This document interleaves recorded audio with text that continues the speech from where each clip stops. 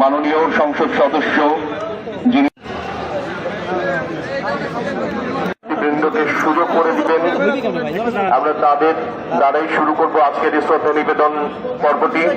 যারা এখনো বেদিমূল, যে ইতিহাস আমাদের প্রেরণা, আর সেই প্রেরণাকে সঙ্গী করি।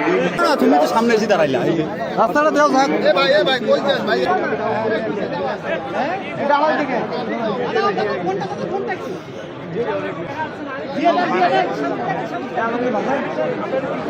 ভাই এদিকে এদিকে সামনে দিকে একটু ভাই দিয়ে দেখুন দিয়ে দাও।